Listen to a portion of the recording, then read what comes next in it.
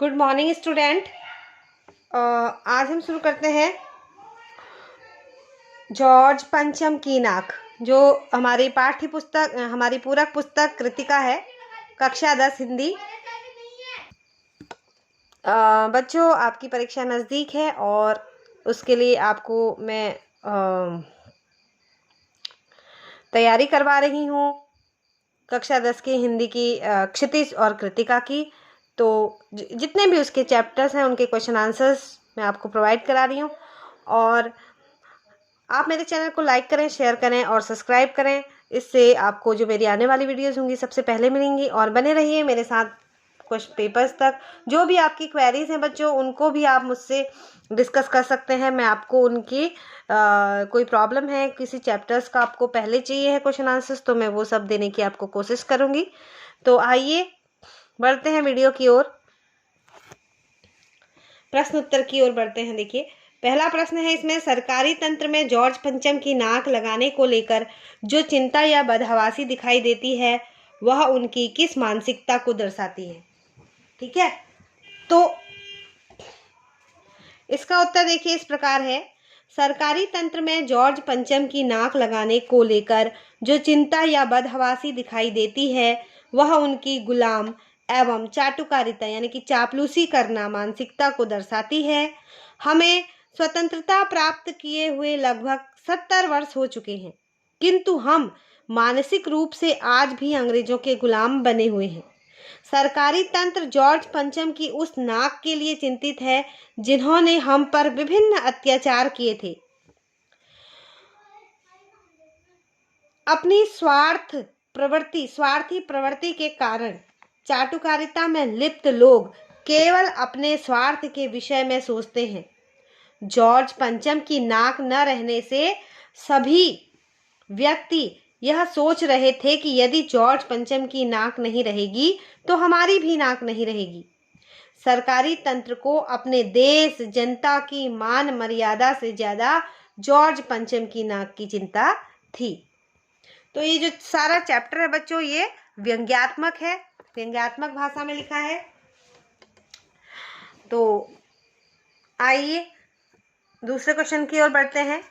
एक बात मैं बच्चों आपको और बता देती हूँ, ये चैप्टर जो है इसकी क्वेश्चन आंसर बहुत ज़्यादा है। चैप्टर अधिक क्वेश्चन होने के कारण ये जो वीडियो है मैं इसको 2 भागों में आपके लिए बनाऊंगी। आगे का क्वेश्चन देखिए, नेक्स्ट क्वेश्चन, रानी एलिजाबेथ के दर्जी की परेशानी का क्या कारण था? उसकी परेशानी को आप किस तरह तर्क संगत ठहराएंगे?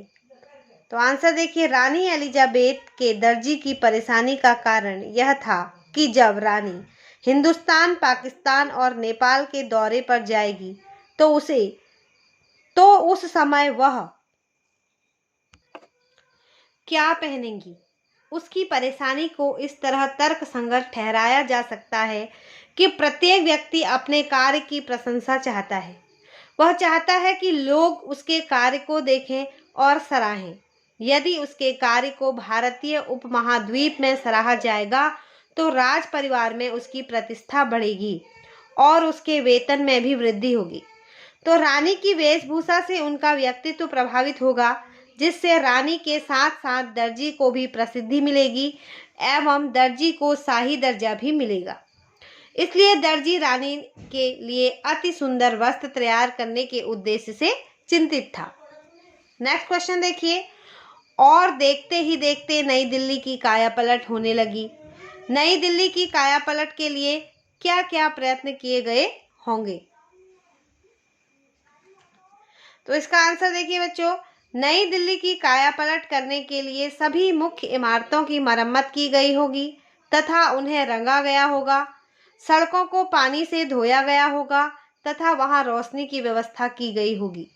रास्तों पर दोनों देशों के झंडे लगाए गए होंगे। सड़कों के किनारे पेड़ पौधे लगाए गए होंगे। गरीबों को सड़कों के किनारे से हटाया गया होगा। बिजली की उचित व्यवस्था की गई होगी। इमारतों आदि को सजाया गया होगा। जगह जगह उनके स्वागत के लिए फूलों से सजे द्वार लगाए गए होंगे। ठीक है, नेक्स्ट क्वेश्चन देखिए, आज मैं पत्रकारिता में चर्चित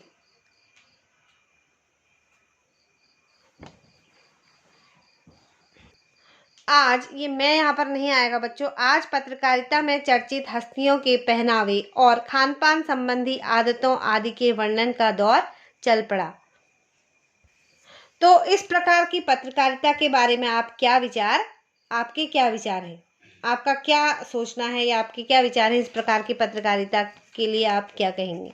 तो इसका आंसर देखिए, आज की पत्रकारिता में चर्चित हस्तियों के पहनावे और खान पान संबंधी आदतों आदि के वर्णन का दौर चल पड़ा है।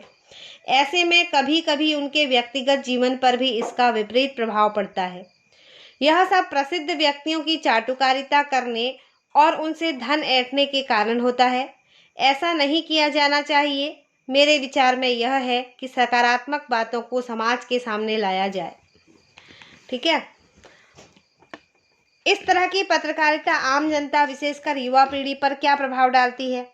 तो इसका आंसर देखिए, इस तरह की पत्रकारिता से आम जनता तथा युवा पीढ़ी प्रभावित होने लगती है।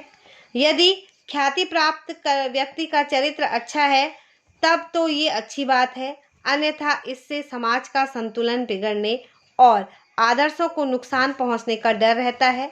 इससे दिखावा, बनावटीपन और हिंसा आदि बढ़ती है, क्योंकि पत्रकारिता दबंग और अपराधी छवि वाले व्यक्तियों को नायक की तरह प्रस्तुत करती है। नेक्स्ट क्वेश्चन देखिए, जॉर्ज पंचम की नाक को पुनः लगाने के लिए मूर्तिकार ने क्या क्या यत्न किए? तो इसका आंसर इस प्रकार है, जॉर्ज पंचम की लाट की नाक को पुनः लगाने के लिए मूर्तिकार ने निम्नलिखित यत्न किए। तो मूर्तिकार ने जॉर्ज पंचम की नाक के पत्थर की किस्म का पता करने की कोशिश की। पत्थर की किस्म का ठीक पता नहीं चलने पर उसने हिंदुस्तान के हर पहाड़ पर जाकर ऐसा ही पत्थर खोजने की कोशिश की। नेक्स्ट देखिए, मूर्तिकार भारतीय नेताओं की मूर्तियां देखने के लिए देश में जगह जगह घूमा ताकि उनकी नाक को काटकर लाट की नाक पर लगाया जा सके। उसने बिहार सेक्रेटेरिएट के सामने सन 42 में शहीद होने वाले बच्चों की मूर्तियों की नाकों को भी देखा और जॉर्ज पंचम की मूर्ति पर लगाने की कोशिश की। अंत में उसने जिंदा व्यक्ति की नाक काटकर जॉर्ज पंचम की नाक पर लगा दी। तो ये क्या है? ये दिखावा है, खोखलापन है। हमारी जो उस समय स्वतंत्रता के जस्ट बाद जो हमारी गवर्नमेंट की, हमारी सरकारी तंत्र की जो खोखलापन था, जो चाटुकारिता थी, वह इसमें साफ देखने को मिलते हैं। तो बच्चों, ये वीडियो में मैं केवल 5 प्रश्न बता रही हूँ आपको। वीडियो काफ़ी लंबी हो जाएगी। इसके बाकी के क्वेश्चन नंबर 6 से नंबर 11 तक के क्वेश्चन मैं आपको अगली वीडियो में बताने जा रही हूँ। तो ये इसका पार्ट रहेगा जॉर्ज पंचम की नाक भाग 1, और दूसरी वाली वीडियो को जॉर्ज पंचम की नाक भाग 2 करके हम आपके लिए यहाँ पर मैं अपलोड करूँगी। एक बार मैं आपसे फिर कह रही हूँ, मेरी चैनल को लाइक करें, सब्सक्राइब करें और शेयर करें ज़्यादा से ज़्यादा। ठीक है, और मुझे कमेंट करके बताएं कि आप कहाँ के रहने वाले हैं, आप किस स्कूल में पढ़ते हैं, आप किस शहर से बिलोंग करते हैं। ठीक है, इससे आपके साथ मेरी कनेक्टिविटी बहुत ही अच्छी रहेगी। और जो भी क्वेश्चंस, जो भी क्वेरीज आपकी हैं बच्चों, उसको आप मुझे बताएं।